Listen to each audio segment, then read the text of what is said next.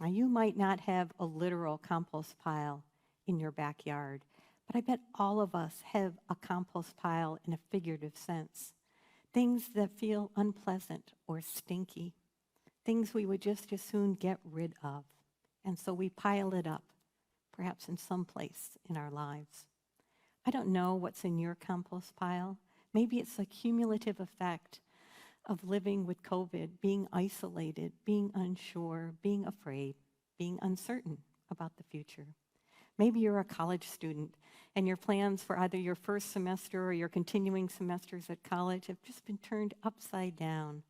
Maybe you're a parent or a student and you are learning to do remote learning and you're wondering, how long, oh Lord, how long? Am I doing this right? Do I have the time and patience to do this well? Maybe you are aghast at the destruction caused by fires or storms. Or you look at events in Kenosha, Wisconsin, and say, I thought we had moved further along. How do we understand that Jacob Blake had 7 bullets in his back? How do we understand the protests with all their complicated dimensions that erupted after that?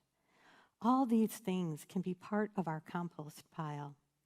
And the invitation of faith is to take that which we find unpleasant, stinky, abhorrent, and find ways to let that be the soil out of which good things can grow. What are we to do as people of faith as we face each other and as we face the needs of our nation? I don't have a simple solution, but I have a practice that is grounded in tending the compost pile. Compost is not transformed unless we stand there and take care of it and notice what's going on.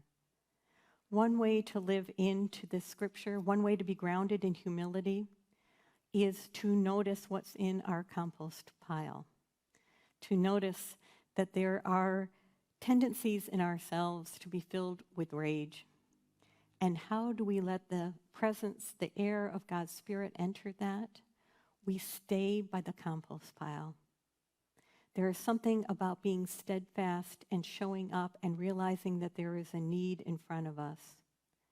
I don't have easy answers, but I'm asking us to be committed to living our faith, practicing humility, which means the practice of seeing each other in ways that recognize each one of us as God's beloved.